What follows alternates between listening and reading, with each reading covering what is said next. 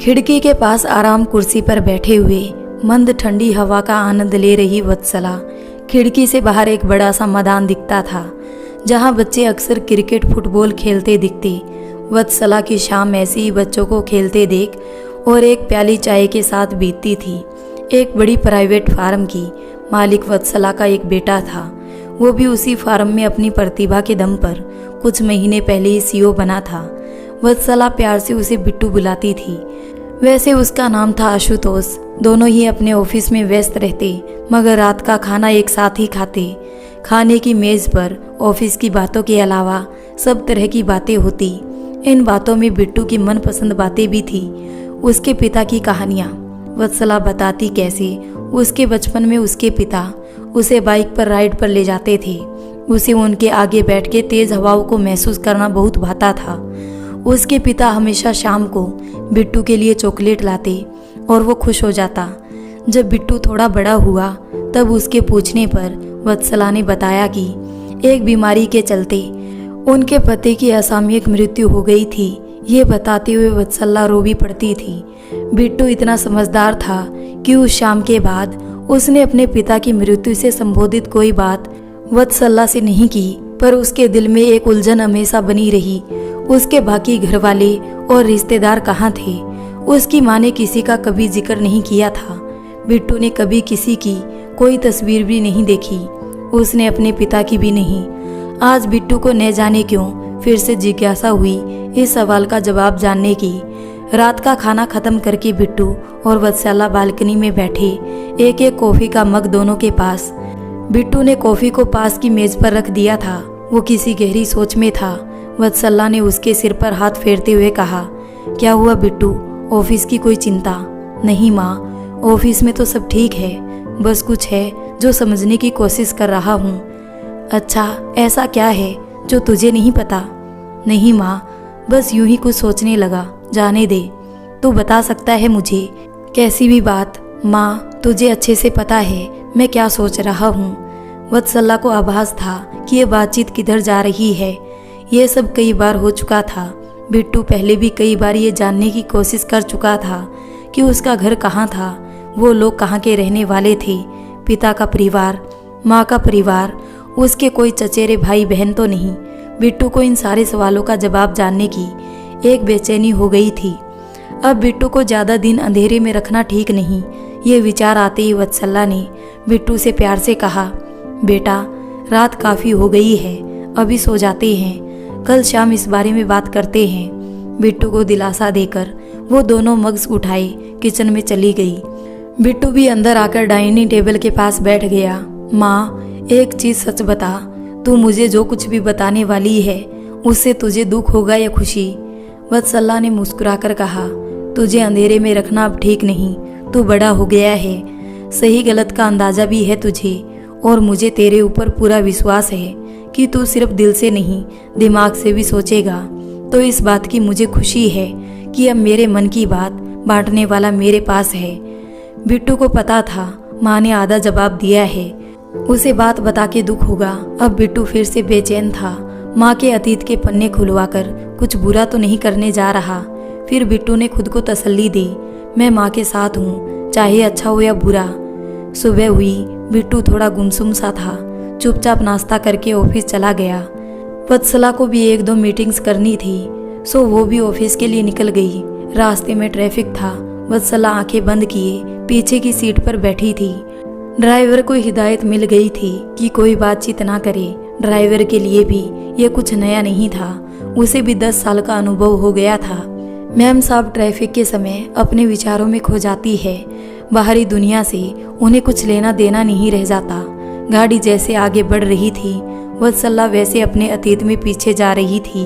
एक के बाद एक घटनाएं मानो उसकी आंखों के पर्दे पर जीवंत हुई जा रही थी।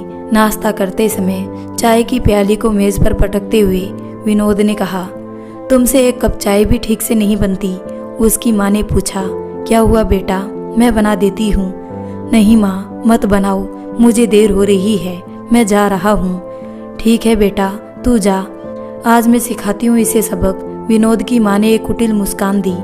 वत्सला किचन में बर्तन धो रही थी। विनोद की माँ ने अपनी चाय उठाई और जाके सिंक में फेंक दी। चाय गर्म थी और वत्सला के हाथ पर गिरी। वत्सला को पता था कुछ कहा तो बात और बढ़ेगी, फिर उसकी सास जमीन आसमान एक कर देगी। वो कुछ नहीं बोली, ठंडे पानी में हाथ डालकर खड़ी हो गई। विनोद की माँ ने धमकी दी, काम ठीक से कर वरना वो हाल करूंगी कि भूल नहीं पाओगी। वत्सला ने इंटीरियर डिजाइनिंग का कोर्स किया था और MBA भी।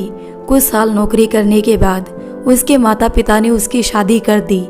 कुछ दिन तो शांति से कटे थे, फिर ससुराल में शुरू हुआ उस पर अन्याय। रात में जब तक उसे नींद ना आ जाती वो रोती रहती।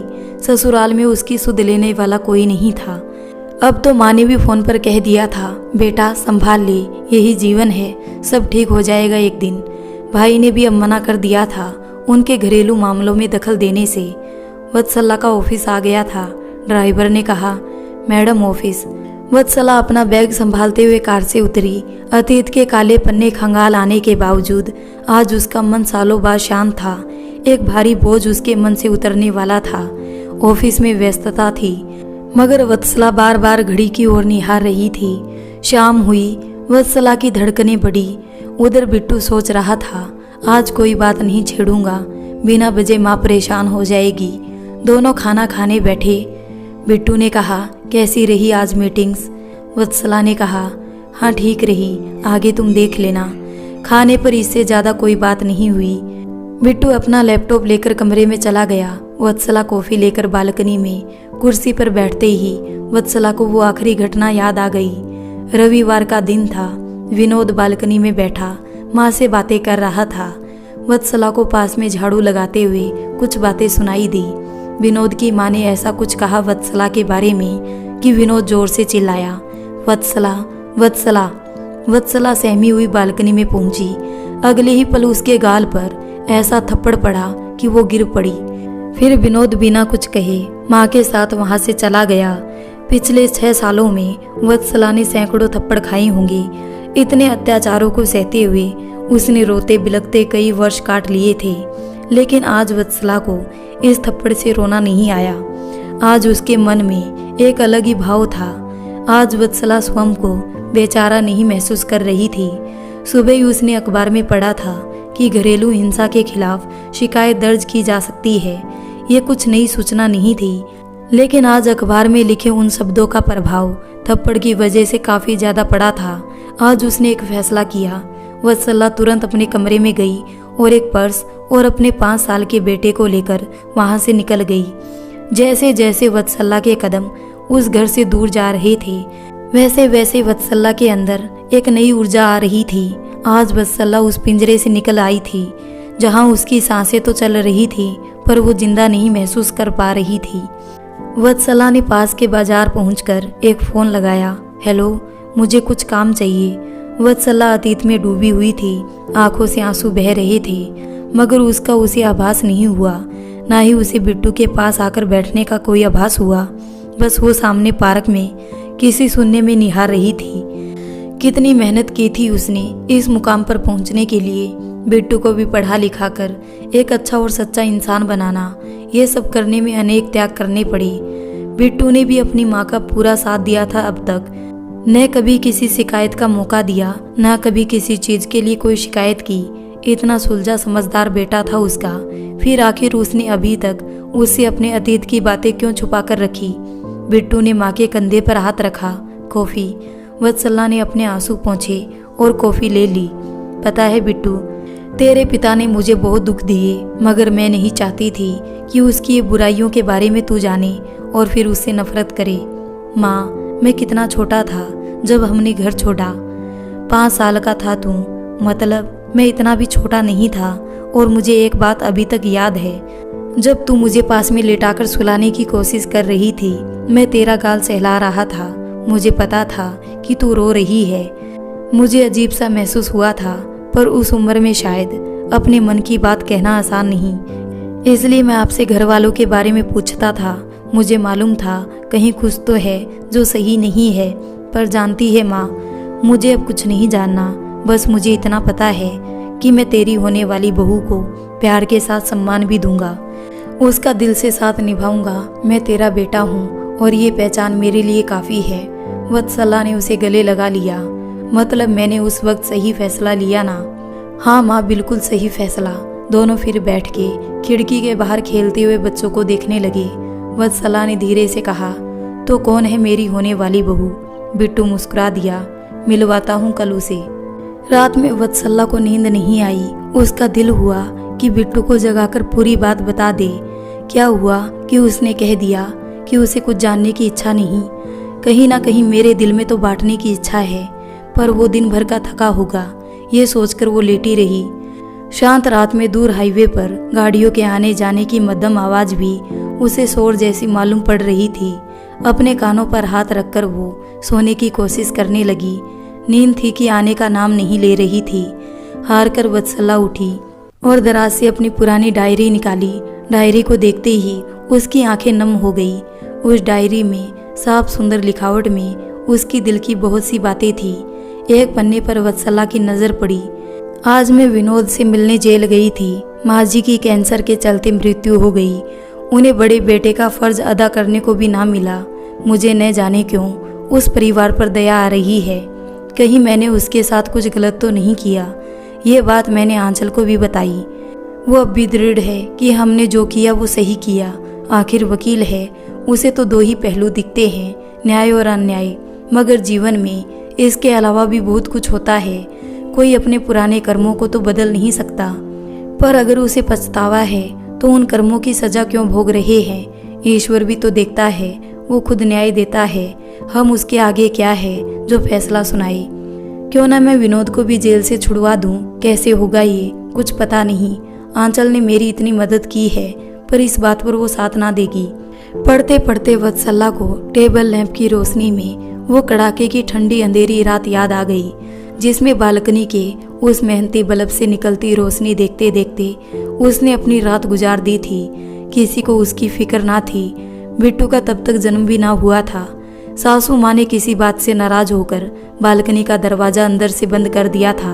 वत्सला ने इसी डर में कि कहीं कोई बखेड़ा ना खड़ा हो जाए, हल्के से कई बार दरवाजे पर दस्तक दी थी, पर किसी ने ना सुनी थी। एक शॉल और स्वेटर के सहारे वो रात काटी थी उसने, और सुबह तेज बुखार में आधी बेहोशी की हालत में विनोद ने उसे बिस्तर पर लेटाया था। सिर पर हाथ भी फेरा था, मगर फिर न जाने क्या हुआ कि चिल्लाने लगा। लापरवाही की भी हद है। बाहर पड़े पड़े मरने का इरादा था। दोस्त हमारी सर लगता, और अपना नहीं तो होने वाले बच्चे का तो कुछ ध्यान करो। एक पैरासीटामोल की गोली बिस्तर पर फेंक कर विनोद कमरे से निकल गया था। वत्सला दरवाजे को निहारती रह गई थी। शुरुआत में उसे लगा था कि बच्चे के जन्म के बाद शायद ससुराल वालों के व्यवहार में कुछ सुधार आ जाए, मगर ऐसा कुछ ना हुआ। यातनाएं बढ़ती गई। वत्सला मेज पर रखी उस डायरी के पन्नों को पलट रही थी। उसे वो पन्ना नहीं मिल रहा था जिस पर एक कोने में उसने बेमन से एक पता लिख लिया था। ये रहा। मगर इतने सालों बाद भी क्या ये पता काम का होगा? ये लैंडलाइन नंबर चलता होगा? एक बार को उसका दिल किया कि नंबर डायल करके देखे, पर फिर उसने फोन मेज पर रख दिया।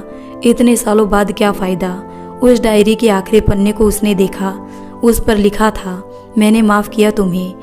वो डायरी आखिरी थी जिसमें वत्सला ने अपने अंधेरे अतीत को दर्ज किया था, विनोद को एक बार माफ करके। फिर उसने पीछे ना देखा था। फिर उसकी नई डायरीज में नए सपने, नए जीवन से संबोधित सुंदर पलों का ही लेखा जोखा था। उसने अतीत की उस डायरी को कहीं किसी गहराई में रख दिया था, मगर कभी उस डायरी को फेंका नहीं। शायद मन में भविष्य को लेकर शंकाएं थी, या फिर उस पते को सहज के रखने का मन। वत्सला आज भी इस दुविधा में थी। जो भी उसने वो घर छोड़ने के बाद किया, क्या वो सही था?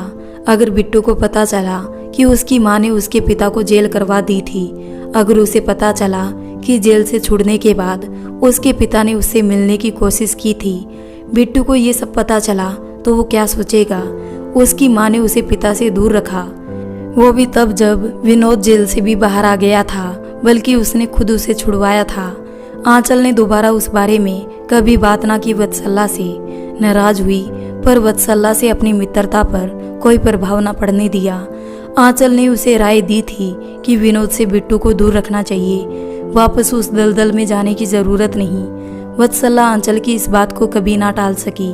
आंचल के पति को वत्सला ने अपने राखी भाई माना था। दोनों ने वत्सला का हर कदम पर साथ दिया था। आंचल की बेटी बिट्टू के करीबी दोस्त थी। उसका ध्यान आते ही वत्सला के चेहरे पर मुस्कुराहट आ गई। कहीं बिट्टू उसी से तो नहीं मिलवाना चाहता। ईश्वर करे यही सच हो जाए। मुझे तो अवनी बड़ी पसंद है। कितना अच्छा हो जो इतनी प्यारी बच्ची इस घर की बहू बन जाए। वत्सला मेज पर बैठे गणपति की छोटी सी मूर्ति के सामने हाथ जोड़े हुए थी। ईश्वर को वत्सला ने धन्यवाद दिया कि उसे बिट्टू जैसी संतान मिली है। सुबह होने को थी। वत्सला ने थोड़ी देर सोने की कोशिश की। कुछ देर को झपकी लगी कि उसके कमरे का दरवाजा बिट्टू ने खटखटाया। माँ, दरवाजा खोलो, आज काफी देर कर दी। तबीयत तो ठीक है ना आपकी? वत्सला ने हड़बड़ाहट में उठकर दरवाजा खोला। कितना समय हुआ? रात में देर से नींद नहीं आई, मुझे पता ही नहीं चला। कोई बात नहीं माँ, आप थोड़ा और सो लो। ऑफिस में आज कुछ खास काम तो है नहीं। लंच के बाद आराम करके आ जाना। ठीक है तो चल, मैं आती हूँ बाद में। बिट्टू तैयार होकर ऑफिस चला गया।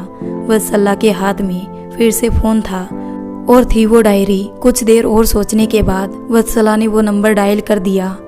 कुछ देर घंटी गई, फिर उसने काट दिया। फिर फोन रखकर वो तैयार होने चली गई। वापस आकर फिर से वत्सला ने कांपते हाथों से फोन उठाया। इतना असमंजस तो उसे वो घर छोड़ने के समय भी नहीं हुआ था। आखिर उसने फिर से नंबर डायल किया और इंतजार करने लगी। उन चंद पलों में वत्सला के अंदर एक तूफान सा उमड़ आया। माथे पर पसीना और दिल की तेज धड़कन के साथ वत्सला को कुछ सुनाई नहीं दे रहा था। किसी ने फोन पर कई बार हेलो कहा, मगर वत्सला कुछ ना बोल पाई।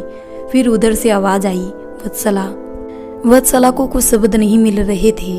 दया थी या कहीं मन का दबा हुआ प्रेम। इतने वर्षों में उसने विनोद से कभी बात नहीं की थी। उसके सामने अतीत एक चलचित्र के जैसे चल पड़ा। शादी होकर वत्सला जब घर आई, विनोद ने उसे इतना स्नेह दिया कि वत्सला को लगा जैसे उसे जीवन में अब किसी भी चीज की जरूरत नहीं। विनोद उसे हर बात पर सपोर्ट करता, मगर फिर धीरे धीरे घृणा, तिरस्कार और क्रोध ने स्नेह की जगह ले ली। माता जी का आगमन हुआ, वो साथ रहने आई थी। रसोई, घर गृहस्थी में उनका दखल हुआ और फिर हर चीज में वत्सला की कमियों की फहरिस्त बनने लगी। गृहस्थी के लिए उसने नौकरी भी छोड़ दी। वत्सला ने खुद को कभी इतना कम नहीं आंका था, पर अब उसे भी कोफ्त होने लगी कि उससे कुछ भी सही क्यों नहीं हो रहा। समय के साथ उसे आभास होने लगा कि कमी उसमें नहीं थी, कमी थी सासू माँ की विचारधारा में। उसने उन्हें विनोद से कई बार कहते सुना, जोरू को जूती तले दबा के रख, वरना ऐसा सिर चढ़ेगी कि फिर तेरे पास कोई चारा नहीं रह जाएगा।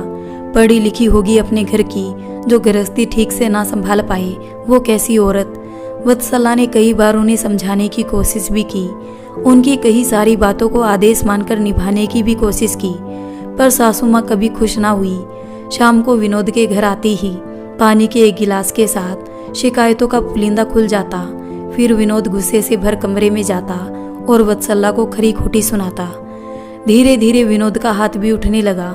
एक बार तो उसने हाथ में पकड़ी लिम्का की वो कांच की बोतल भरी पार्टी में उसके ऊपर फेंक दी। वत्सला का कसूर बस इतना था कि बोतल ठंडी नहीं थी। सभी दोस्त अवाक रह गए थे। उसी पार्टी में वत्सला की मुलाकात आंचल से हुई थी। आंचल के पति विनोद के अच्छे दोस्त थे। वत्सला को चोट लगी देख आंचल ही तुरंत उसे अस्पताल ले गई थी। वहीं से दोनों की दोस्ती शुरू हुई थी। आंचल, तुम बताओ मुझे क्या करना चाहिए? वत्सला, तुम पढ़ी लिखी हो, नौकरी की है, तुम्हें किसी दूसरे की राय लेने की कोई ज़रूरत नहीं। तुम्हें अच्छे से पता है क्या सही है और क्या गलत। पता है, पर बिट्टू इतना छोटा है, मेरे बस का नहीं अभी उसे छोड़ नौकरी करना। उसका ध्यान भी रखना मुश्किल हो जाएगा। नौकरी नहीं भी करो तो कम से कम अपने स्वाभिमान के लिए तो आवाज़ उठाओ। कब तक इन चोटों को छुपाओगी? मुझे क्या दिखता नहीं? इतना सह कैसे लेती हो? मुझसे भी अब ये रोज रोज की लड़ाई झगड़ा बर्दाश्त नहीं, पर करूँगी क्या? मायके वालों ने तो कह दिया है कि मैं खुद संभाल लूँ, कोई मेरे लिए मेरे साथ नहीं है। नौकरी अभी मैं कर नहीं सकती, फिर कैसे काम चलेगा? अब तो लगता नहीं इस जिंदगी में मुझे कोई राहत मिलनी। ये सब बातें करते करते वत्सला फूट फूट कर रो पड़ी। आंचल के पति किशोर दूसरे कमरे में अपना काम कर रहे थे। वत्सला के रोने की आवाज़ सुन वो बाहर आ गई। भाभी, आपको रोने की ज़रूरत नहीं है। मैंने विनोद को समझाने की कोशिश की है, हो सकता है वो समझ जाए, पर मुझे ज़्यादा उम्मीद नहीं। लेकिन आप जो निर्णय लीजिए बिना झिझक के लीजिए। हम दोनों हैं। और अब तो आपने मुझे अपना भाई माना है, तो मैं हूँ यहाँ आपके साथ, हम दोनों ही हैं आपके साथ। किशोर की इन बातों से वत्सला को थोड़ी उम्मीद जगी। मुझे थोड़ा वक्त चाहिए, नौकरी दोबारा ज्वाइन करना बड़ी बात नहीं, पर बिट्टू को कैसे उतनी देर संभालना होगा ये देखना पड़ेगा। वो उलझन सुलझ जाए फिर मैं अपनी पुरानी कंपनी में ही बात कर लूँगी। देखती हूँ माँ से बात करके, हो सकता है वो ऑफिस के समय बिट्टू की देखभाल कर ले। सासू माँ से तो कहने का फ़ायदा नहीं।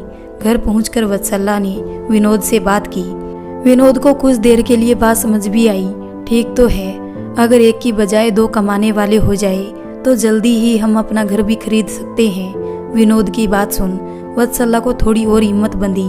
ठीक है, फिर मैं माँ से बात कर लेती हूँ। नौकरी लग गई तो उतनी देर बिट्टू को उनके पास छोड़ दिया करूँगी, नहीं तो यहाँ माँ जी अकेले कैसे संभाल पाएगी। क्यों, तुम्हारी माँ अकेले संभाल सकती है, मेरी क्यों नहीं? नहीं वो बात नहीं।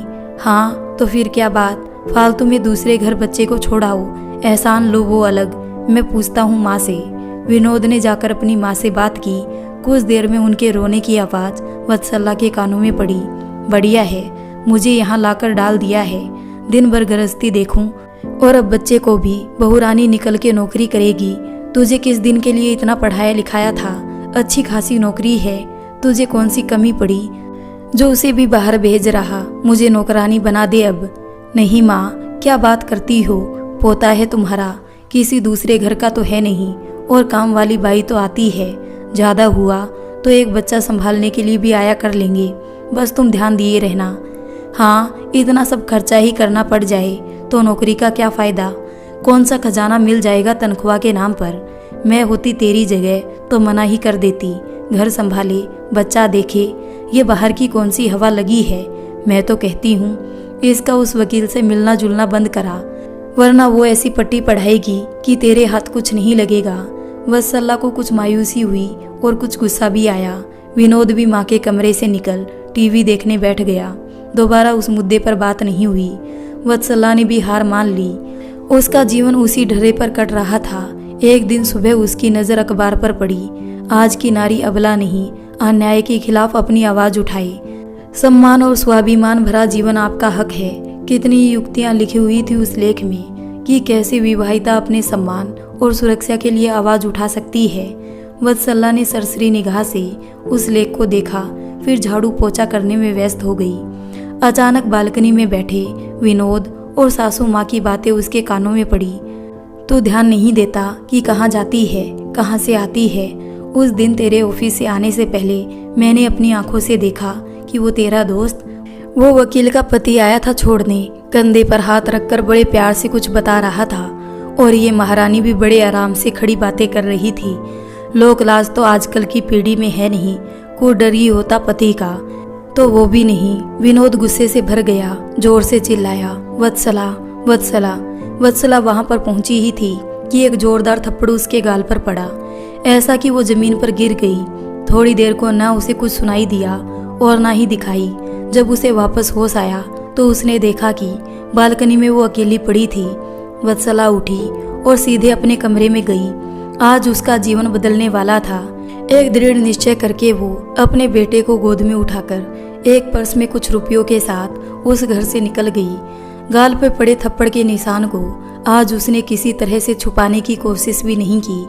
उस मोहल्ले से निकलते वक्त उसे 4 लोग क्या कहेंगे, उसका भी डर जाता रहा। कहेंगे तो कहेंगे, इतने साल से उस नरक में हूँ, कभी किसी पड़ोस की चाची मौसी ने सुध नहीं ली, कभी किसी ने उस जानवरों को रोकने की कोशिश ना की। आज देखे तो देखते रहे। सोचते सोचते वत्सला कब पास के बाजार में पहुंच गई उसे पता ना चला। सामने एक पीसीओ दिखा। उसने अपनी पुरानी मैनेजर को फोन लगाया। हेलो, मुझे नौकरी चाहिए। कौन? वत्सला जी, कैसी है आप? मैंने वो घर छोड़ दिया है, बेटा साथ में है, मुझे तुरंत कहीं रहने का इंतजाम करना है। ठीक है, तुम परेशान ना हो, ऑफिस आ जाओ। जी मैं पहुंचती हूँ आधे घंटे में। वत्सला ने बूथ से निकलकर एक रिक्शा किया और चल दी अपनी मंजिल की ओर। फोन पर फिर से आवाज आई, वत्सला क्या तुम हो? वत्सला की आंखें नम थी। हाँ मैं ही हूँ। बड़ा अच्छा किया फ़ोन करके, इतने सालों से मैं इस इंतज़ार में हूँ। तभी ना घर बदला ना फ़ोन नंबर। मुझे यकीन था एक दिन तुम मुझे ज़रूर माफ़ करोगी। माफ़ तो मैंने आपको उसी समय कर दिया था, पर फिर भी कभी बात नहीं की। हाँ, शायद पूरा माफ़ आज किया है। इतने साल हुए, आपका ध्यान या नाम आते ही मन में सिर्फ घृणा भाव रहता था। आज नहीं आया, इसका मतलब आज मैंने सच में आपको माफ़ किया। अब मैं चलती हूँ, ऑफिस जाना है, फिर किसी दिन बात करती हूँ। ठीक है, आराम से। और एक बात कहूँ, मुझे माफ़ करने के लिए दिल से शुक्रिया। वत्सला ऑफिस के लिए घर से निकली। रास्ते में आंचल के घर पर रुक गई। अरे वाह, आज कैसे दर्शन दिए आपने। क्या बात करती हो, पिछले हफ्ते ही तो मिले थे हम। हाँ, भाई बहन मिल लेते हो, फिर मुझे कौन याद करे। कुछ बात करनी थी। घर के अंदर आऊं या यहीं करी जाए। ओ सॉरी, आओ, तुम्हारा ही घर है। थैंक्स। हाँ, घर तो ये मेरा भी है। उस शहर को छोड़ यहाँ शिफ्ट होने का खास कारण तुम दोनों ही तो थे। कारण जो भी हो, तुम शिफ्ट हुई और देखो कितनी तरक्की की। सब ईश्वर की कृपा है। कल रात मैंने बिट्टू को विनोद के बारे में बता दिया। आंचल थोड़ी उत्तेजित हुई, फिर थोड़ा सोचकर बोली, फिर क्या कहा उसने? यही पर दिक्कत है, उसे पूरी बात अब भी नहीं पता और उसने कह दिया है कि उसे जानने की कोई भी इच्छा नहीं। तो इसमें दिक्कत क्या है? अच्छा ही है। वो जानकर करेगा भी क्या? जो थोड़ी सी इज्जत बची होगी पिता के लिए, वो भी जाती रहेगी।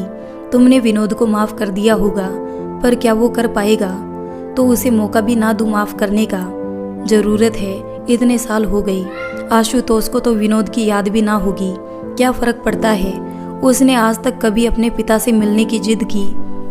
करता कैसे, जब मैंने कह दिया था कि वो इस दुनिया में है नहीं।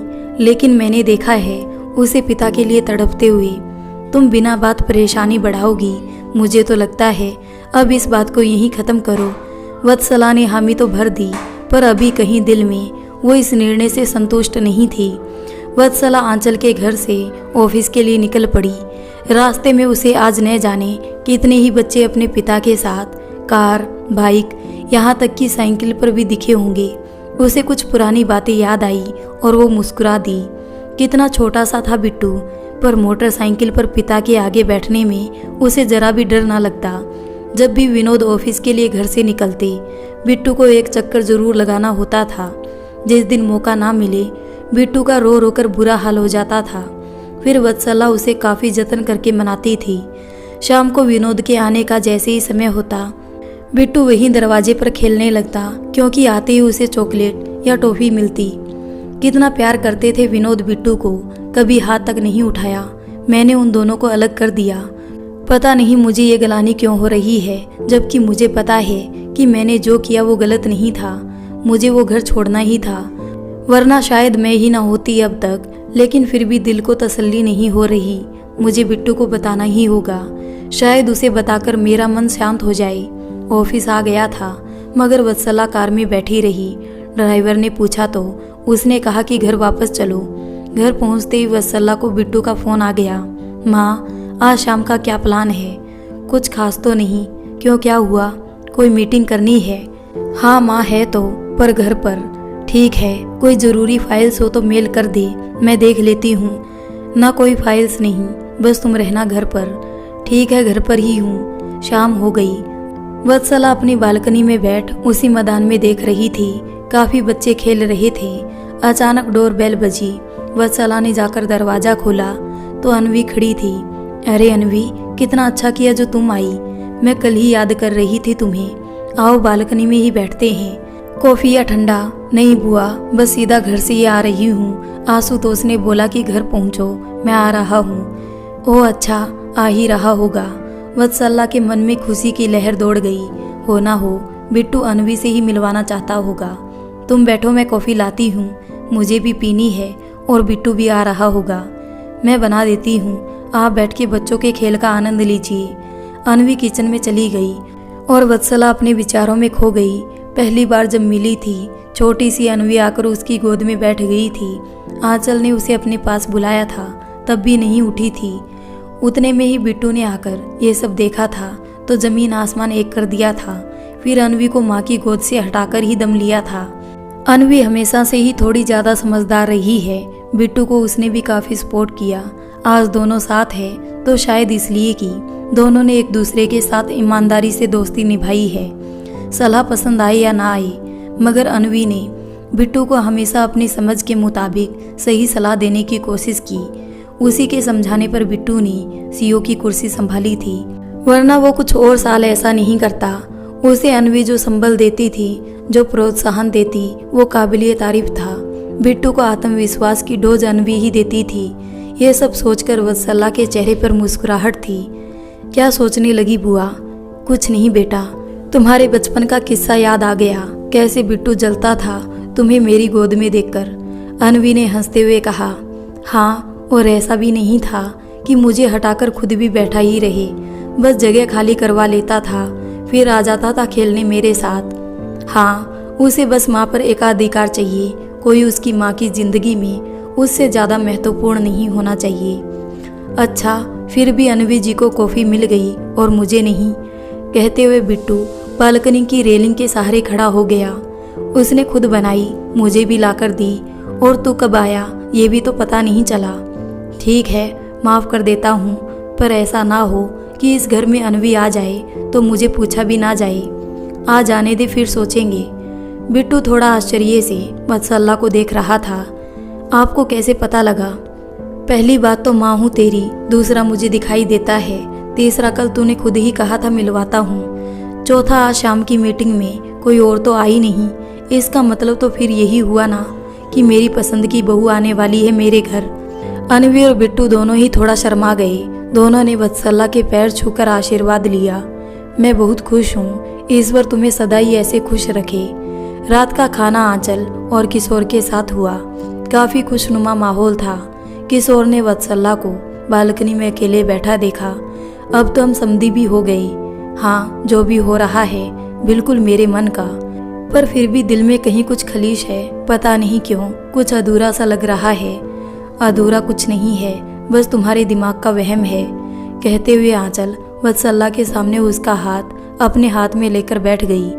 कोई ज़रूरत नहीं पुराने पन्नों को पलटने की। वत्सला कुछ ना बोल पाई, उसका गला भर आया था और आंखें नम थी। अब तक वहाँ बिट्टू और अनवी भी आ पहुँचे। क्या हुआ माँ को? कुछ नहीं बेटा, तेरी माँ थोड़ी सेंटी हो रही है। माँ कुछ नहीं रही, बस यूं ही। अनवी जरा उसके लिए आइसक्रीम निकालो। ठीक है बुआ। अरे तू भी उसकी मदद कर जाके। अनवी और बिट्टू किचन में चले गए। किशोर भी आकर पास की कुर्सी पर बैठ गया। देखो वत्सला, जो भी निर्णय हो वो तुम्हारा होना चाहिए, किसी तरह के दबाव में नहीं। पर हम दोनों की यही राय है कि उस डगर जाने की क्या ही ज़रूरत जिधर कोई मंजिल ही नहीं। लेकिन भाई, ये पता कैसे चले कि उस डगर मंजिल नहीं? आंचल थोड़ी झुंझलाहट में बोली। एक बात समझ लो, अब तुम्हारे किसी भी निर्णय में अनवी भी भागीदारी होगी। उस नाते हम लोगों का भी हक बनता है तुम्हें सही राह बताने का। ये क्या कहा तुमने आंचल? हमारा रिश्ता पुराना है, अनवी तो अब बनेगी इस घर की बहू। तुम्हारा मुझ पर हक पहले से ही है। हाँ, तो अगर हमें अपना मानती ही हो तो दोबारा ये ख्याल मत आने देना। जाने दो, जो बीत गई सो बीत गई। वत्सला सुनने में ही ताक रही थी। उन दोनों की बातें भी सही थी, पर वत्सला ने अपने दिल की भी नहीं सुननी चाहिए। दिल ये बात अभी मानने को तैयार नहीं था।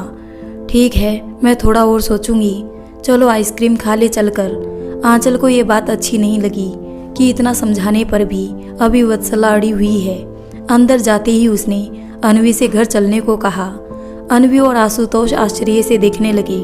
टेबल पर आइसक्रीम की ट्रे रख अनवी ने वत्सला के पैर छुए, फिर अपनी पर्स उठाकर दरवाजे की ओर चल दी। किशोर ने आकर बात थोड़ी संभाली। ठीक है आशुतोष, हम चलते हैं, अब आगे की तैयारी भी शुरू की जाए। जी अंकल, कल शाम को मिलता हूँ आपसे। अनवी और उसके माता पिता को बाहर तक छोड़कर जब बिट्टू वापस आया तब वत्सला बालकनी में बैठी मिली। क्या हुआ माँ, मुझे बताओ ना। अंकल आंटी कुछ उखड़े हुए लग रहे थे। आपको पता है ना कि आप मुझे कुछ भी बता सकती है। वही तो सवाल है मन में जो मैं बताना चाहती हूँ, वो तो जानना भी चाहता है या नहीं। ऐसी कौन सी बात है? वत्सला का दिल हुआ कि सब बयां कर दे, पर अचानक उसे आंचल और किशोर की बात याद आ गई। यही कि मेरे सिर में दर्द है, तुझे पता चल जाता है फिर तू धरती आसमान एक कर देता है। वत्सला ने बनावटी हंसी के साथ जवाब दिया। हाँ, तो आपको माइग्रेन का दर्द होता ही इतना भयंकर है। रुको मैं दवा लाता हूँ। वत्सला कुछ ना बोली, बस आंखें बंद कर बैठी रही। बिट्टू वत्सला के कमरे में दवा लेने चला गया। वहाँ उसे बिस्तर के सिरहाने पड़ी डायरी दिखी। उसने डायरी उठाई और खोल के देखने चला। तभी उसे याद आया कि माँ को दवा देनी है। मन ही मन उसने उन पलों में कई सारी बातें सोच ली। माँ की पर्सनल डायरी है, उसे पढ़ना अच्छी बात ना होगी। ऐसे चुपके चुपके इसे पढ़ने का क्या फ़ायदा। सोचते हुए बिट्टू ने अलमारी से दवा निकाली और डायरी हाथ में पकड़े वत्सला के पास पहुंचा। डायरी और दवा को बिट्टू ने वत्सला को दिया और एक गिलास पानी ले आया। वत्सला कुछ ना बोली, डायरी साइड टेबल पर रख दी और दवा खा ली। बिट्टू उसकी किसी तरह की प्रतिक्रिया के इंतजार में वहीं पास बैठ गया। काफ़ी समय तक दोनों कुछ ना बोले। फिर धीरे से वत्सला ने कहा, मैं कल से इस धर्म संकट में हूँ कि तुझे पूरी बात बताऊँ या नहीं। तुझे कैसा लगेगा, तू क्या सोचेगा मेरे बारे में, अपने पिता के बारे में। मुझे समझ नहीं आ रहा कि मैं कैसे बताऊँ, क्या ना बताऊँ। बिट्टू ने माँ के गाल पर प्यार से हाथ रखा। मैंने कल भी कहा था और आज फिर कहता हूँ, मैं तेरे साथ हूँ। अब तुझे मुझसे कोई बात छुपाने की चिंता नहीं करनी चाहिए। माँ कुछ भी बताना चाहे तो बता सकती है, ना बताना चाहे तब भी मुझे कोई शिकायत नहीं। कैसा है तू? इतना अच्छा, इतना सुलझा हुआ कैसे है तू? आंचल बिना बात चिंता कर रही थी। क्यों, क्या कह रही थी वो? कुछ नहीं, अब इन सब बातों को जाने देते हैं। थोड़ा आराम कर लिया जाए, फिर कल से काफ़ी काम है। मेरे बेटे की शादी होने जा रही है। कल की सुबह अलग ही लगेगी मुझे तो। चल अब सो जा, मैं भी ठीक से नहीं सोई हूँ कल से, तभी सिर में दर्द है। ठीक है, अगर मैं फिर से कह रहा हूँ, कोई भी चिंता की ज़रूरत नहीं, मैं हूँ तेरे साथ। वत्सला और बिट्टू अपने अपने कमरों में चले गए। वत्सला बिस्तर पर लेटी हुई थी कि उसकी आंख लग गई। बिट्टू के पास अनवी का फ़ोन आ गया। बुआ ने बताया कुछ? ना, उनकी बातों से लगा कि शायद आंटी ने उन्हें मना किया है। हाँ, मुझे भी ऐसा लगा कि माँ पापा कुछ बात छुपा रहे हैं। शायद ये सब तुम्हारे पिता को लेकर है। हाँ, उन्हीं के बारे में। पर ऐसी भी क्या बात जो छुपानी पड़े? ये तो मुझे भी पता चल गया कि वो माँ को इतना परेशान कर रहे थे कि माँ ने वो घर छोड़ दिया। इससे ज़्यादा और क्या हो सकता है? अनवी कुछ सोच में पड़ी थी, उसने जवाब नहीं दिया। बिट्टू फिर बोला, कोई भी बात हो, मैंने माँ को कह दिया है, फिक्र ना करे, मैं हमेशा उसके साथ हूँ। ठीक कहा, हम सब उनके साथ हैं, मगर ये जानना चाहिए कि ऐसा क्या है जो उन्हें अब तक चिंतित कर रहा है। बिट्टू को डायरी याद आई। वो उठकर बालकनी में गया। वो डायरी अब भी वहीं रखी थी। माँ की एक डायरी है, पुरानी सी। पढ़ूं? ना, ऐसा करना सही नहीं होगा, उनसे पूछ लेना। सोचो पढ़ लूं तो शायद सब पता चल जाए आखिर क्या है जो उन्हें परेशान कर रहा है। आंसू रख दो डायरी वहीं, कुछ और बात करते हैं। तुम जानती तो हो, मेरे अंदर एक बार जेम्स बॉन्ड जगता है तो उसे शांत करने में कितनी दिक्कत होती है। इस बात पर दोनों हंस पड़े। कुछ देर बाद अनवी ने कहा कि सुबह बात करते हैं, अब सो जाना चाहिए। बात टल गई थी, पर डायरी को लेकर बिट्टू की जिज्ञासा शांत नहीं हुई थी। उसने जाके हल्के से माँ के दरवाजे पर दस्तक दी।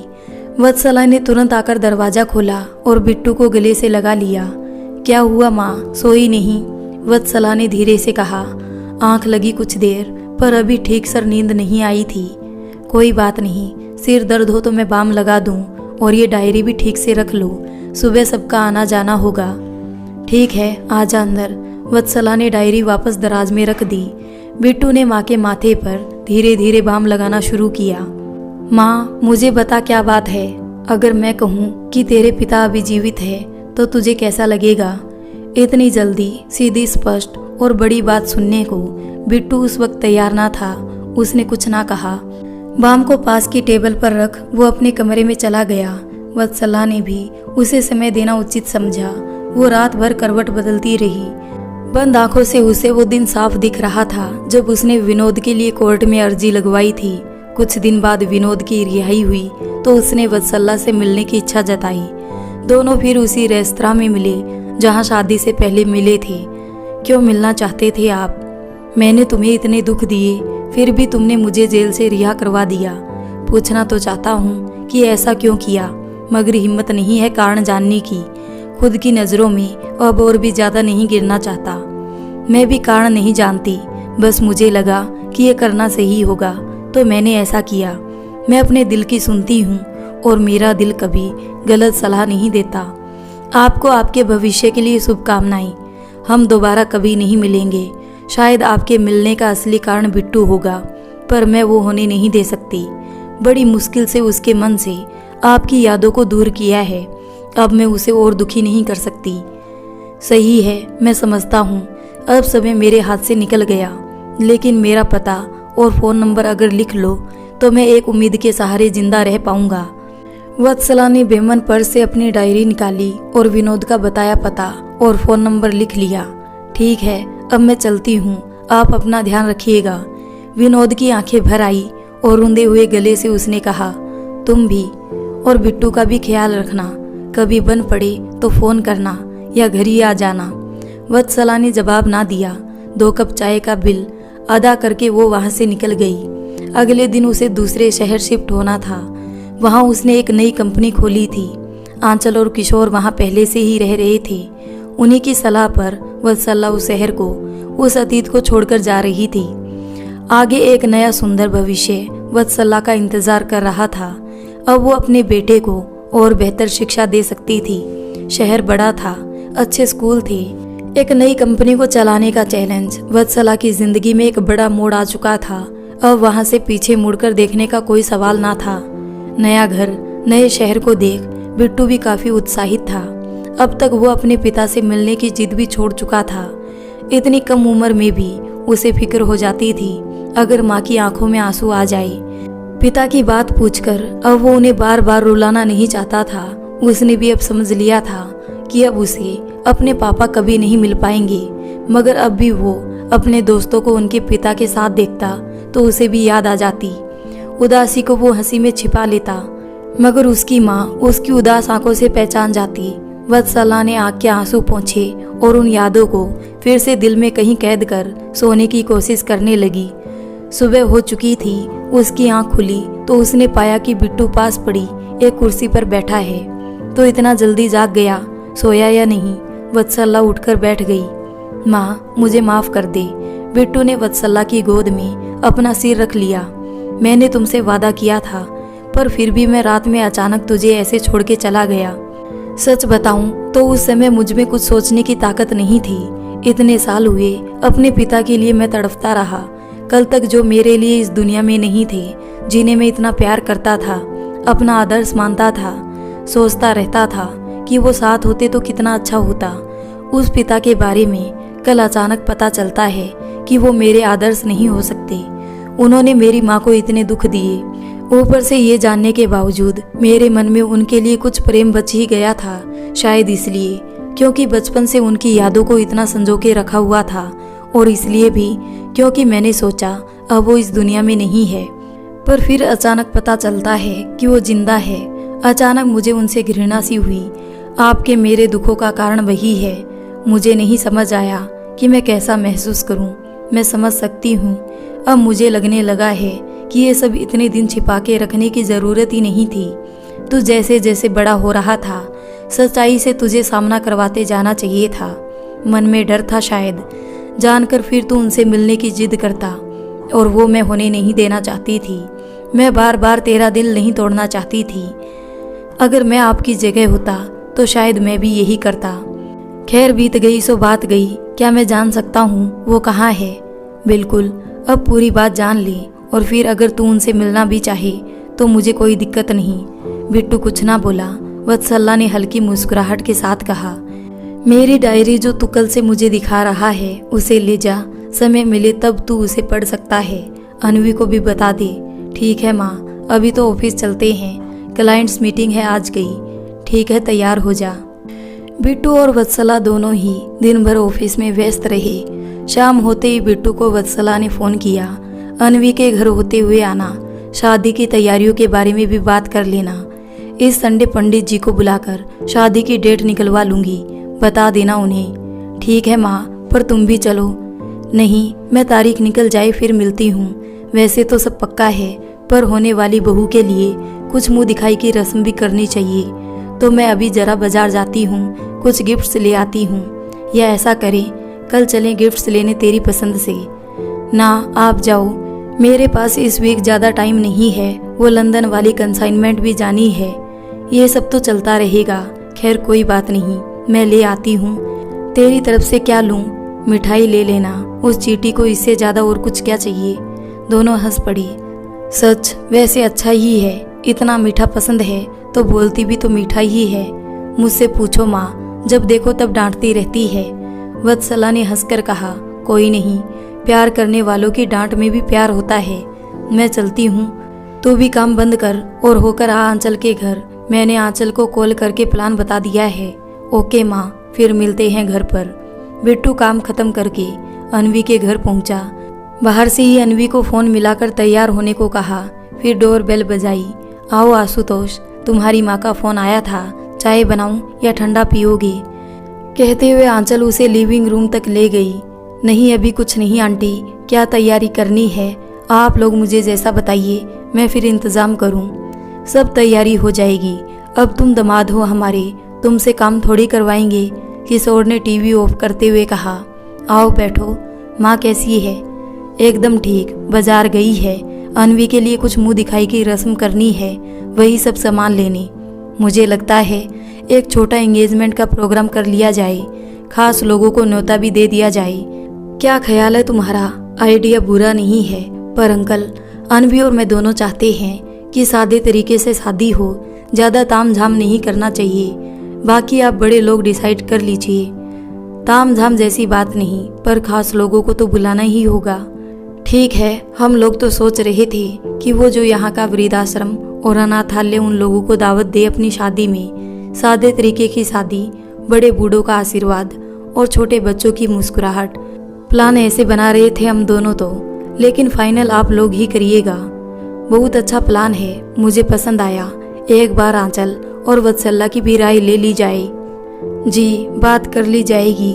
इस रविवार माँ शादी की तारीख निकलवा लेगी, फिर आगे का सोचते। फिलहाल एंगेजमेंट का आप लोग बताइए, जो भी तैयारी हो जाएगी तैयारी। अभी चाय नाश्ता कर लो। आंचल ने टेबल पर चाय रखते हुए कहा। अनवी भी आ गई थी। हाँ चाय पी लो, फिर जरा मेरा एक काम है, लैपटॉप ऑन नहीं हो रहा, सही कर दो चल के। अरे वो कोई टेक्नीशियन है? नहीं पापा, मगर आंसू को आता है, पहले भी सही किया है। इतना बेकार हो गया है तो नया ले ले। आंचल ने हंसकर कहा। हाँ आंटी, इसका लैपटॉप जब कब खराब हो जाता। चलो देखता हूँ इस बार क्या हुआ। बिट्टू अनवी के साथ उसके कमरे में लैपटॉप देखने गया। थैंक्स। किस बात के लिए? अनवी मुस्कुरा रही थी। अरे मुझे बचा लिया, वरना अभी आंटी मुझे सारा नाश्ता खत्म करवा रही होती। मुझे इतनी भूख भी नहीं लगती। अरे सच में नहीं चल रहा लैपटॉप, पर जाने दो। ये बताओ क्या बात करनी थी? माँ ने कल एक बहुत बड़ी बात बताई। क्या? यही कि मेरे पापा अभी जिंदा है। ओह अच्छी बात है। पता नहीं, अब मुझे पापा पर और भी ज्यादा गुस्सा आ रहा है, पर मेरा मन कह रहा है उन्हें जाके थोड़ा सुना के आऊं। ऐसा क्यों किया उन्होंने माँ के साथ, हम लोगों के साथ? मैं समझ सकती हूँ, पर बुआ ने क्या कहा उनसे मिलने के बारे में? ये सब मैंने उनसे नहीं कहा, पर वो कह रही थी कि अगर मेरा उससे मिलने का मन हो तो मैं मिल सकता हूँ। अपनी डायरी भी दी जिसमें सब पुरानी बातें लिखी है। ओह अच्छा, फिर तुमने पढ़ ली डायरी? नहीं, तुम्हारे साथ पढ़ूंगा। ठीक, फिर कहीं बाहर चलते हैं। सुबह मैंने मम्मी पापा की बात सुनी, कह रहे थे कि बुआ मानेगी नहीं, तुम्हें बता देगी। हाँ, तो इसमें गलत क्या किया माँ ने? अगर इतने साल ना लगे होते तो उन्हें ये सब अकेले ना झेलना होता। इतनी बड़ी बात मुझसे छुपा कर रखने से उन्हें कोई शांति तो मिली नहीं। मैं मानती हूँ तुम्हारी बात, पर मम्मी पापा ने भी कुछ सोचकर ही राय दी होगी। खैर पुरानी बातों में किसने क्या कहा क्या किया, इस सब में टाइम वेस्ट करके कुछ नहीं होगा। डिनर के लिए बाहर चलते हैं, तुम आंटी को बता दो। ठीक है, मैं बोलकर आती हूँ, तुम गाड़ी निकालो तब तक। अनवी ने जाकर अपनी माँ को बताया कि वो आंसू के साथ डिनर करने जाएगी और एक दोस्त से भी मिलना है। कार में बैठते ही अनवी ने कहा, ऐसा ना करे कि घर चले। ये डायरी पढ़ने जैसा काम रेस्टोरेंट में सही नहीं, खाना ऑर्डर कर देंगे वहीं से। गुड आइडिया, मैं भी सोच रहा था अगर जगह थोड़ी प्राइवेट हो तो अच्छा। अभी माँ भी ना आई हो शायद, और आ भी जाए तो कोई बात नहीं। बिट्टू अनवी को लेकर घर पहुंच गया। दोनों ने एक एक कुर्सी पकड़ ली। बिट्टू ने डायरी का पहला पन्ना एक गहरी सांस लेकर खोला। प्रिय डायरी, अब शायद मेरे पास तुम्हारे अलावा कोई नहीं जिससे मैं मन की बात बांट सकूं। मेरी पुरानी डायरियां भी पीछे रह गई। हालांकि ठीक ही हुआ, उस अतीत में अब मैं दोबारा नहीं झांकना चाहती। आज विनोद मेरे ऑफिस आए, काफ़ी खरी खोटी सुनाई और बिट्टू को मुझसे अलग करने की धमकी दे गए। अब मैं बिट्टू से अलग नहीं हो सकती। आंचल का सुझाव मान मैं कल ही विनोद और माँ जी के खिलाफ रिपोर्ट लिखाने जाऊंगी। उन लोगों ने जो मेरे साथ किया है उसके लिए मैं उन्हें माफ़ नहीं कर सकती। काश मैंने इतना समय बर्बाद ना किया होता। जब पहली चोट लगी थी उसी दिन मुझे आवाज़ उठानी चाहिए थी। अब सोचती हूँ तो लगता है मैंने इतना सह कैसे लिया। ज़रूरत क्या थी अत्याचार सहने की। मगर सच बताऊँ, शुरुआत में ये सब इतना सीरियस नहीं लगता था। ऐसे लगता जैसे अरे मूड खराब है तो हाथ उठा दिया होगा। पर मैंने उस समय ये नहीं सोचा कि मूड तो मेरा भी खराब होता है, पर मैं इसे इंसान पर नहीं उतर आती। अगर आंचल और किशोर भैया ना होते मेरे साथ तो अब भी मैं वही होती। मुझ में समझ ना थी और ना ही हिम्मत थी कि मैं कुछ कर सकूं। लेकिन अब बहुत हुआ। अब मैं खुद के लिए लड़ूंगी, अपने बिट्टू के लिए लड़ूंगी। कल क्या होगा मुझे नहीं पता, भविष्य में क्या है मुझे नहीं पता, पर अब मैं अपने अतीत को अपने वर्तमान पर हावी नहीं होने दूंगी। ये मेरा तुमसे वादा है। अनवी पहला पन्ना सुनकर बोली, इससे एक तरह की सीख मिल रही है मुझे। अपने अतीत को वर्तमान पर हावी नहीं होने देना चाहिए। तुम भी इस बात की गहराई को समझना आंसू। आगे डायरी में जो भी हो, बिट्टू की आंखें सज्जल थी, वो कुछ ना बोला। फिर डायरी का अगला पन्ना पलटा। आज मैंने रिपोर्ट लिखा दी। पुलिस स्टेशन में सब मुझे ऐसे देख रहे थे जैसे मैं किसी दूसरे देश से आई हूँ। उन्होंने विनोद को भी बुलवाया। वहाँ मामले को रफा दफा करने की कोशिश भी हुई, मगर आंचल साथ थी, उसने सब संभाल लिया। मैं शायद टूट जाती। किस्मत अच्छी ही कहूँगी अपनी जो मुझे आंचल मिली। कुछ मेडिकल एग्जामिनेशन के लिए जाना होगा और भी दाव पेंच है। इतनी आसान नहीं ये रहा। आज बिट्टू मुझसे अपने पिता के बारे में पूछ रहा था। आज तो मैंने उसे चॉकलेट देकर बात टाल दी, पर ऐसे कितने दिन और क्या कहूँगी उससे। और पता है आज माँ का फ़ोन आया इतने महीनों बाद। आज वो समझा रही थी कि मुझे ऐसे नहीं करना था। कोई मेरे मन की उलझन नहीं समझ रहा। एक तरफ मुझे अपनी ज़िंदगी का खतरा साफ दिख रहा है और दूसरी ओर बिट्टू को उसके पिता से दूर करना मुझे किसी पाप से कम नहीं लग रहा। मैं क्या करूं, कुछ समझ नहीं आ रहा। डायरी पढ़ते पढ़ते बिट्टू का मन कड़वा होता जा रहा था। उसकी माँ ने कितनी कठिनाइयों का सामना किया था। बचपन में वो समझ नहीं पाया कभी। पिता को जेल हुई, उसकी माँ को लोगों ने न जाने क्या क्या सुनाया। बाहर वालों की जाने दो, उसकी नानी और मामा मामी तक ने साथ देने की बजाय उनसे रिश्ता तोड़ लिया। अगर अंकल आंटी ना होते तो शायद माँ टूट जाती। शायद या शायद ना भी। बुआ में बहुत हिम्मत है। मुझे नहीं पढ़ना। ऐसे इंसान से मिलकर मैं क्या करूँगा। मैं पापा को कभी माफ़ नहीं कर सकता। ये कहते हुए बिट्टू ने अपने चेहरे को हाथों से ढक लिया। उसके अंदर पिता के लिए घृणा की एक आग सी लग गई। कैसे कोई इंसान ऐसा कर सकता है। जानवर भी शायद ऐसा ना होते। सही बात है। अनवी ने बिट्टू के कंधे पर हाथ रखते हुए कहा, रख दो ये डायरी, अभी चलो खाना ऑर्डर कर देते हैं। बुआ भी आ गई है शायद। मुझे कार की आवाज़ सुनाई पड़ी। ठीक है, देख लो, कुछ कर दो ऑर्डर। वत्सला ने कुछ देर में डोरबेल बजाई। अनवी ने दरवाज़ा खोला। अरे वाह, तुम यहाँ हो, अच्छा किया। मैं कुछ साड़ी और ज्वेलरी लाई हूँ, चेक कर लो। जो भी पसंद ना आए वो बदला जा सकता है। अरे बुआ, आपने जो पसंद किया है तो अच्छा ही होगा। लाइए मैं सामान रखवा दूँ। अनवी ने वत्सला के हाथ से बैग्स लिए और ड्राइवर के साथ सामान रखवाने कमरे में चली गई। बिट्टू आकर माँ के गले लग गया। अरे क्या हुआ? कुछ नहीं। वत्सला ने बिट्टू के सिर पर हाथ फेरा। मैं बिल्कुल ठीक हूँ। मुझे क्या करना चाहिए माँ? मुझे उस आदमी से बहुत घृणा हो रही है। मैं बताऊंगी कि क्या कर सकता है तू, पर पहले मुझे अंदर तो आने दे। थक गई हूँ शॉपिंग करके। बिट्टू थोड़ा पीछे हटा, फिर माँ का हाथ पकड़कर अंदर आया। वत्सला थोड़ी देर तक बैठ गई। बिट्टू भी पास में बैठ उसे देख रहा था। ड्राइवर कार की चाबी रखकर चला गया। कुछ देर बाद फिर से डोरबेल हुई। खाना भी आ गया था। बुआ, आप फ्रेश हो लीजिए, मैं खाना लगाती हूँ। ठीक है बेटा, मैं आती हूँ। आंसू क्या हुआ? मुझे माँ पर दया आ रही है। इतना कुछ सहा उन्होंने। पता है मुझे कैसा लग रहा है, मुझे उन पर गर्व हो रहा है। आंसू कुछ ना बोला, उसे पता था अनवी क्या समझाना चाहती है। कितने भी तूफान आए उनकी जिंदगी में, उन्होंने उसका डटकर सामना किया। विरले ही ऐसे लोग मिलते हैं, और ऐसी शादीशुदा महिलाएं तो और भी कम होगी। ये कदम उठाने के लिए बड़ी हिम्मत चाहिए, कोई आपका साथ ना दे। आपको अकेले अपने दम पर करना है सब कुछ, ऐसा करना आसान नहीं। मुझे तो बुआ से अब और भी ज्यादा इंस्पिरेशन मिल रही है। सही कह रही हो, पर उस इंसान का नाम सुनने का भी मन नहीं मेरा। मुझे तो लगता है ये डायरी भी नहीं पढ़नी चाहिए थी। अब नहीं पढ़ूंगा आगे। बस उम्मीद है कि माँ ने उन सबको जेल में सड़ने दिया होगा। मुझे कुछ और नहीं जानना उसके बारे में। उस इंसान की वैसे तो शक्ल भी याद नहीं, पर अब देखना भी नहीं चाहता कभी लाइफ में। अब तक वत्सला वहाँ गई। अनवी ने खाना लगा दिया था। वत्सला ने कहा, अनवी जरा रूम में आना। कमरे में पहुंचकर वत्सला ने उसे साड़ी और गहने दिखाए। बड़ी प्यारी साड़ी है ये वाली, मुझे पिंक और गोल्डन कॉम्बिनेशन बड़ा अच्छा लगता है। अच्छा लगा ये जानकर कि मेरी मेहनत बेकार नहीं गई। एक बात कहूँ बेटा, तुझे बिट्टू को थोड़ा संभालना होगा इस समय। मुझे पता है वो मुझसे कुछ नहीं कहेगा, पर मन ही मन घुटेगा। अब शादी की तैयारियों पर उसका ध्यान लगाओ। वैसे मुझे पता होता कि तुम दोनों की शादी होने वाली है, तुम्हें पुरानी बातें ना खोलती। बिना बात अब बिट्टू परेशान है, पर अब मेरे हाथ में नहीं है। मुझे ये नहीं पता था कि वो इतना ज़्यादा परेशान होगा। आप भी परेशान ना हो, मैं देखती हूँ समय के साथ सब नॉर्मल हो जाएगा। आपने अपने मन की बात कह दी, वो भी अच्छा किया। मुझे तो ऐसा लग रहा है कि हम सब मिलकर एक नई जिंदगी की शुरुआत करने जा रहे हैं। आपने अपने अतीत से जुड़ी इतनी बड़ी सच्चाई को अकेले सहा, अब तक खुद में ही झेलती रही। अब मैं और आंसू आपके साथ है।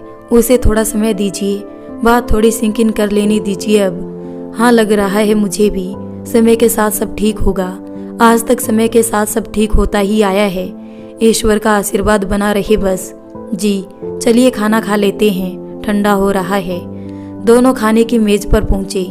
बिट्टू ने न्यूज चला ली थी, आगे ज्यादा कुछ बातचीत ना हुई। खाना खत्म होते ही अनवी ने कहा, अब मुझे चलना चाहिए, मम्मी का मैसेज पड़ा हुआ है। चलो मैं ड्रॉप कर देता हूँ। बिट्टू अनवी को घर छोड़ने चला गया। आंसू, पता है बुआ को तुम्हारी चिंता हो रही है। क्यों, मैं तो बिल्कुल ठीक हूँ। शायद तुम्हारी अपने पिता के लिए नाराजगी देखकर इस बारे में मेरा बात करने का बिल्कुल मूड नहीं है। हम कुछ और बात करें, जैसा तुम कहो। शादी में किसी इनविटेशन भेजना है, तुमने पापा को हम लोगों का आइडिया बताया था ना? हाँ, अंकल को तो अच्छा लगा। डेट आ जाए फिर हम लोगों को वृद्धाश्रम चल के बात करनी चाहिए। गुड। बिट्टू अनवी को घर छोड़कर जब लौटा तो रास्ते से कोकोनट आइसक्रीम लेता हुआ घर पहुंचा। माँ, आइसक्रीम खाओगी? तुम्हारी फेवरेट वाली है, कहकर वो बाउल्स में निकालने लगा। वाह, कोकोनट क्या? हाँ। दोनों वत्सला के कमरे में जाकर बैठ गए। बिट्टू चुपचाप आइसक्रीम खा रहा था। वत्सला को ये खामोशी कुछ अटपटी लगी। पता है, जब तू छोटा था तो तुझे चॉकलेट के अलावा कुछ रास नहीं आता था। मुझे तो तब से ये फ्लेवर पसंद है। हालांकि तब इतनी स्टाइलिश तरीके से नहीं मिलती थी आइसक्रीम। डिब्बे में साइकिल या ठेले पर रखकर बेचने निकलते थे लोग। सब कुछ बदल गया। तुझे तो विनोद बाइक पर बिठाकर एक अच्छे रेस्टोरेंट में ले जाते थे, सिर्फ आइसक्रीम ही खिलाने। कभी रास्ते से खरीद के नहीं खिलाई, कहीं गंदे पानी में से तो ना जमा दी हो। बड़ी चिंता रहती थी उन्हें। माँ, आज मैंने अंकल को बताया कि मैं और अनवी सादगी से शादी करना चाहते हैं। इनफैक्ट प्लान ये भी है कि जो वृद्धाश्रम और अनाथालय है उन लोगों को इनविटेशन दे। अंकल को आइडिया पसंद आया। अब आप और आंटी मान जाए बस। वत्सला ने भी हामी भर दी। मन ही मन उसे एहसास था कि विनोद को टॉपिक टच करना आसान नहीं होगा अब। उधर अनवी वत्सला की डायरी साथ ले गई थी। रात में उसने वो डायरी फिर खोली। प्रिय डायरी, आज 4 वर्ष हो गए हैं विनोद को जेल हुए। कुछ समय पहले माँ जी चल बसी। सोचा था मैंने कि उनकी मौत पर मुझे खुशी होगी। खुशी ना भी, कम से कम दुख तो नहीं होगा, पर मुझे दुख था उनकी मौत का, और उससे भी ज्यादा उनकी अंत्येष्टि में विनोद के न जा पाने का। आंचल तो कई बार कह चुकी है कि मैंने वो घर तो छोड़ा, पर शादी की बेड़ियां अभी भी मुझे जकड़े हुए हैं। मैंने क्यों नहीं तलाक के लिए अर्जी डाली? उसके इन सवालों का मेरे पास कोई जवाब नहीं, पर हाँ, बेड़ियां काटने का मेरे पास आसान उपाय है। मैं विनोद को आज माफ करती हूँ। शायद ये भी आसान राह नहीं है, पर मैं पूरी कोशिश करूँगी उन्हें माफ़ करने की। आगे क्या होगा मैं बताऊँगी तुम्हें। तब तक के लिए चलती हूँ। आज बिट्टू का रिजल्ट आ रहा है। अनवी की आंखों में आंसू थे। किस मिट्टी की बनी है बुआ, इतना कुछ सहकर भी एक भी नेगेटिव फीलिंग नहीं। कैसे मैनेज कर लिया उन्होंने ये सब। सोचते हुए अनवी ने अगला पन्ना पलटकर ऐसी जगह खुला जहाँ एक पतली पर्ची का बुकमार्क जैसा लग रहा था। पर्ची पुरानी नहीं थी, शायद ये बुआ ने बाद में रखी। ऐसा सोचकर वो डायरी फिर से पढ़ने लगी। डियर डायरी, आज काफ़ी दिन बाद तुम्हारे पास वापस आई हूँ। बिट्टू बड़ा हो रहा है, उसके साथ समय बिताना और भी ज़्यादा ज़रूरी हो गया है। मैंने स्कूटी चलानी सीख ली है। एक सेकेंड हैंड स्कूटी लेने का प्लान भी है, पर अब वो दूसरे शहर जाकर मैं कल दिल्ली जा रही हूँ। एक नई कंपनी रजिस्टर की है, छोटी सी। आज विनोद से मिली, उसी रेस्टोरेंट में जहाँ हम पहली बार मिले थे। उस समय दिल में सब सुंदर सपने थे, आज दिल में दुख। उन्हें मिलके ऐसा तो नहीं लगा कि मैं उन्हें देखना भी ना चाहती हूँ, पर उनके साथ समय बिताने में भी कोई दिलचस्पी नहीं लगी मुझे। हाँ, पर मिलके ऐसा एहसास तो हुआ कि उन्हें अपनी करने का दुख है। अपना फ़ोन नंबर और पता भी लिखवाया उन्होंने। मैंने लिख तो लिया, पर उन्हें कह दिया कि उनसे मैं और बिट्टू कभी नहीं मिलेंगे। नए शहर जाने की थोड़ी एग्जाइटी है, पर कुछ अच्छा भी नहीं लग रहा है। शायद अब वो बेड़ियाँ कट जाए। बिट्टू तो अब अपने पिता के बारे में पूछता नहीं, उसे दिल्ली जाने की उत्सुकता है। अब अगले कुछ दिनों में मैं व्यस्त रहने वाली हूँ, तो तुमसे अब दोबारा मुलाकात कुछ समय बाद होगी। अनवी ने देखा कि उस पन्ने के कोने पर एक पता और फ़ोन नंबर लिखा था। वो सोचने लगी, कहीं यही नंबर तो नहीं जो बुआ ने उस दिन लिखा हो। अनवी डायरी पढ़ती जा रही थी। वत्सला ने अपनी नई जिंदगी के कई वाक़े लिखे थे। नए शहर में आने के बाद भी संघर्ष कम ना हुए थे। खुद की नई कंपनी को खड़ा करना कोई आसान काम नहीं था। उस जमाने में एक महिला होना एक तरह का ड्रॉबैक ही था बिजनेस में। कुछ पन्ने पढ़ लेने के बाद वत्सला का लिखा एक छोटा सा पैराग्राफ उसे दिखाई दिया एक अलग पन्ने पर। घृणा करने से सबसे ज़्यादा आप खुद में घुटते हैं, इसलिए जितना जल्दी हो सके ये भाव मन से निकाल देना ही अच्छा होता है। अनवी ने बाकी डायरी को सरसरी निगाहों से देखा। अंत के पन्ने पर लिखा था, मैंने तुम्हें माफ़ किया। अनवी को नींद आने लगी तो डायरी अपनी पर्स में रखकर वो सोने के लिए लेट गई। अगली सुबह बिट्टू ने अनवी को फ़ोन किया। माँ की डायरी कहाँ रखी थी, उन्हें वापस कर दूँ। माँ की डायरी कहाँ रखी थी, उन्हें वापस कर दूँ। वो तो मैं साथ ले आई थी और मैंने बाकी भी पढ़ी। एक बात कहूँ? नहीं, अभी मुझे ऑफिस निकलना है, बाद में बात करते हैं। डायरी संभाल कर रख लो, जब मिलेंगे तब दे देना। अनवी समझ गई थी कि आशुतोष अब अपने पिता के बारे में बात करने से कतरा रहा है। ठीक है, शाम को मिलते हैं फिर। नहीं, आज बिजी हूँ, कल शाम मिलते हैं। शाम हुई, बिट्टू घर नहीं पहुँचा तो वत्सला ने फ़ोन लगाया। कहाँ है तू? ऑफिस में माँ, देर होगी, मैं यहीं कुछ खा लूँगा, आप खाना खाकर सो जाइएगा। अच्छा, कौन सा काम आ गया? मुझे तो आज कुछ काम ही नहीं था, तभी तो मैं जल्दी ही आ गई थी। हाँ तो आप आराम कीजिए, मैं काम निपटा कर आता हूँ। हाँ तो बता मुझे, कोई डॉक्यूमेंट्स हो तो भेज, मैं भी करवा दूँ। क्या माँ, आप आराम करो ना, कभी लाइफ में रिलैक्स भी किया करो। तो इतना नाराज क्यों हो रहा है? कोई नहीं, कर काम, फिर आजा जल्दी से। बिट्टू ने बिना जवाब दिए फ़ोन काट दिया। वत्सला को थोड़ी बेचैनी होने लगी। बिट्टू ऐसा बर्ताव कभी नहीं करता, उसके दिल की बात निकलवानी होगी, ऐसे वो अपने आप को परेशान करता रहेगा। वत्सला सोच में डूबी हुई थी कि डोरबेल हुई। अरे अनवी, क्या हुआ बेटा? आप इतना सब सह के भी इतनी शांत और सहमित कैसे रह पाई बुआ? मैंने आज तक आपको किसी से ऊंची आवाज़ में बात करते भी नहीं सुना। क्या हुआ, मुझे बता। ये आपकी डायरी। वत्सला को उसकी डायरी पकड़ाते हुए अनवी उसके गले लग गई। बुआ, इतनी शक्ति आप में कैसे आई? कल ही मैं कह रही थी ना, समय समय के साथ सब कुछ होता जाता है। हम कई बार भविष्य की चिंता में इतने डूबे होते हैं या अतीत के अंधकार में ऐसे खोए होते हैं कि आज का हमें आभास ही नहीं रह जाता, जबकि सबसे ज़्यादा कंट्रोल हमारा आज पर है। और उसे छोड़ हम बीते हुए और आने वाले कल पर समय खराब करते हैं। अनवी वत्सला को मंत्रमुग्ध होकर देख रही थी, मानो उसे जीवन की परेशानियों से दूर रहने का रास्ता मिला जा रहा हो। वत्सला ने अनवी के कंधे पर हाथ रखा। क्या हुआ, कोई और सवाल? हाँ है तो कई, फिलहाल एक। क्या जो नंबर डायरी में है वो आंसू के पिता का है? हाँ, मैंने उन्हें कॉल भी किया था परसों। अनवी शांति से वत्सला की बातें सुन रही थी। उनके पछतावे का अंदाजा तो मुझे कई साल पहले ही हो गया था, पर घृणा कहो या स्वार्थ कहो, नए जीवन की नई दिशा या फिर एक डर, मैं दोबारा उससे मिलना नहीं चाहती थी, ऐसा मुझे हमेशा लगा रहा। पर कल एहसास हुआ कि नहीं मिलना होता तो मैं अब तक इस डायरी को संभाल के ना रखती और ना ही ये नंबर डायल करती। लेकिन उनसे दोबारा बात करके मेरे मन का वो अनजाना कोना भी आज खुल गया, जहाँ सारा भार दबा हुआ था। वो भार अब जाता रहा। एकदम स्वच्छंद महसूस कर रही हूँ, पर अब बिट्टू की चिंता हो रही है। हाँ बुआ, मुझे भी उससे बात करनी पड़ेगी। कब तक आएगा बताया नहीं, बोला देर होगी। उसे किसी जुगत से बुलाना पड़ेगा, वो सिर्फ अवॉइड कर रहा है। कैसे? रुकिए, मैं कॉल लगाती हूँ। अनवी ने बिट्टू से बात की और कुछ समय बाद वो घर आ पहुँचा। क्या हुआ माँ? मैं डॉक्टर को बुलाऊं या हॉस्पिटल चले? बुआ को कोई डॉक्टर नहीं चाहिए, तुम्हारी चिंता में परेशान हो रही। ये क्या बात हुई? ऐसे बताना चाहिए था ना। मैं कितना डर गया था। डरने वाली बात है, तुमने वादा किया था कि बुआ का साथ दोगे, तो अब पीछे क्यों हट गए? पीछे नहीं हटा हूँ, उस चैप्टर को लाइफ से अलग करना चाहता हूँ, कहते हुए बिट्टू अपने रूम में बैग रखने चला गया। अनवी भी साथ में रूम में गई। जानते हो, आज मुझे डायरी में एक पर्ची मिली जिस पर क्या लिखा है? क्या? यही कि घृणा करने से सबसे ज्यादा आप खुद से घुटते हैं, इसलिए जितना जल्दी हो सके ये भाव मन से निकाल देना ही अच्छा होता है। मुझे ऐसा लग रहा है कि जब से तुम्हारे मन में अपने पिता के लिए घृणा आई है, तब से तुम उलझन में हो, ठीक से बात नहीं कर रहे। बिट्टू कुछ ना बोला। तब तक वहाँ वत्सला भी आ गई।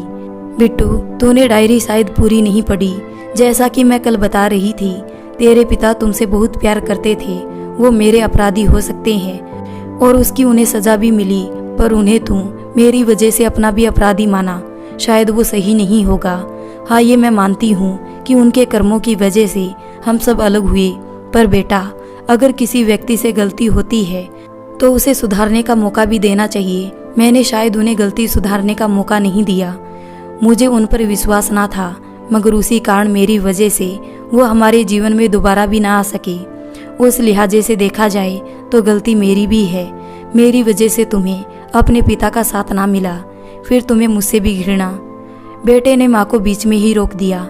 आपने मुझे उनकी कमी महसूस नहीं होने दी। आपने कोई अपराध नहीं किया। आपने उस समय जो किया वो सही ही किया। किसी के अत्याचार को सहना भी पाप ही है। फिर मैं तुमसे एक बात कहूँ? हाँ माँ, घृणा का भाव मन से निकाल दे। मैंने तेरे पिता को इतने सालों बाद दूसरा मौका दिया।